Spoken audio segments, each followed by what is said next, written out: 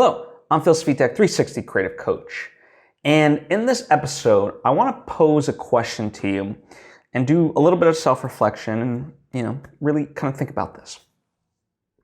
Now, this question comes based on Brené Brown's teachings and lessons and books and so forth. Now, if you're unfamiliar, Brené Brown is basically an expert researcher on vulnerability, right? You can look up her TED Talks, you can look up her books, just really an expert on this subject, right? Has studied it for many, many years.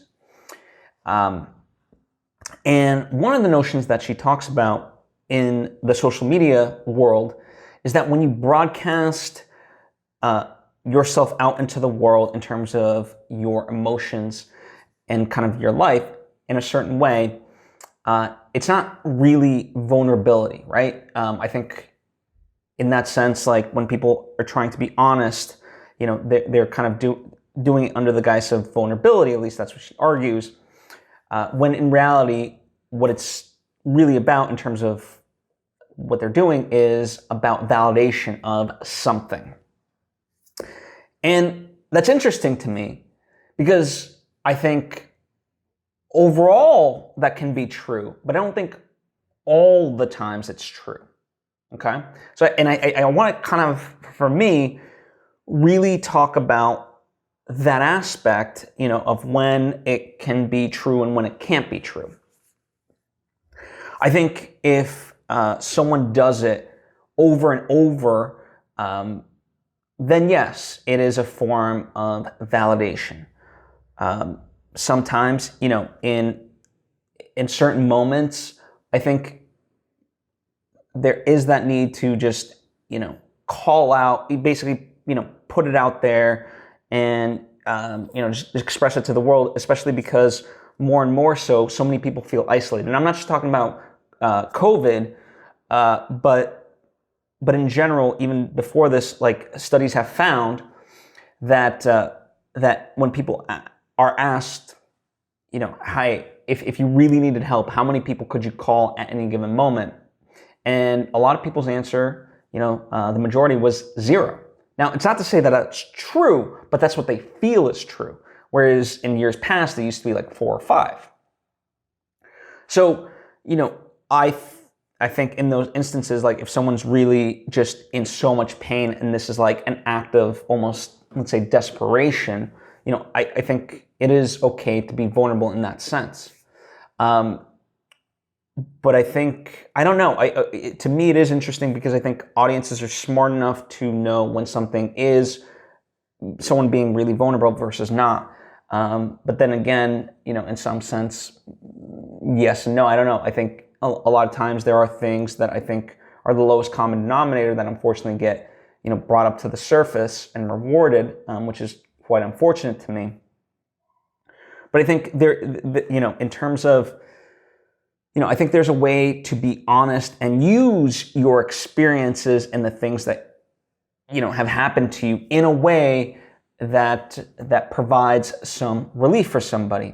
But I think the distinction is you're doing it for the benefit of somebody else. It's like Jay Shetty talks about this, the difference between being a victim and someone who's overcome, let's say, a trauma, is that a victim would be making about themselves, whereas someone who's overcome that victimhood, is using that experience in a way that it's like, what I went through was so shitty, I never want anyone else to experience it, so I will use all the knowledge I have to try to prevent that for other people, right?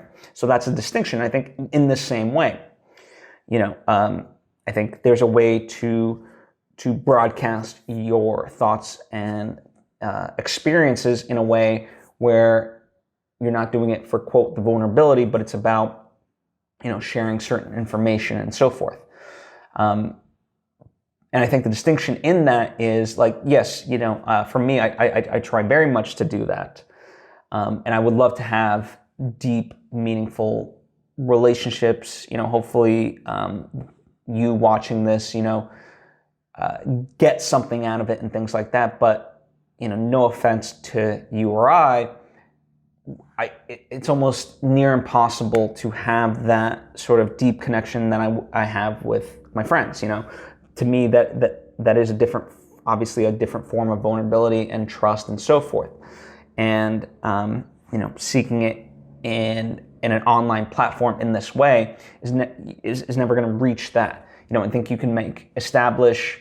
And listen, I'm not knocking social media. There's been many people that I've shared like interests with, that I've connected with, and have become good friends even in real life. But that takes work, and it's not exclusive to just social media in that sense, because having it be exclusive to just social media, it doesn't go to the depth that a true, meaningful, genuine connection needs to go to. So, yeah, I think that is the distinction for me of that stuff, and I think there's moments in our lives where it is beneficial to sometimes just be vulnerable. I mean, documentaries work in this way, where something is filmed in true documentaries. I'm not talking about just reality TV. I mean the true, pure documentary sense, where someone's going through certain moments and that gets shared, and you're seeing them at their vulnerableness. And it's not there for validation. Again, it's there because it's meant to show a certain experience and know that that this experience is more universal than people might feel it is. Right? It's to establish that, and also to showcase how to overcome it. But I think I think it's a very right and honest and needed distinction to say that to put your quote vulnerability out into the world, that's going to create connection for you. No, it's not, and you have to really seek that and work for that. Friendship and any relationship is a lot of work. And there's just no way to avoid that. There are no shortcuts to that. So that's how I view it. But I'm curious to know what your thoughts are on the subject.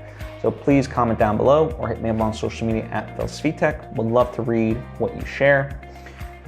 Thank you for taking the time to tune in. I appreciate you. I'll see you next time.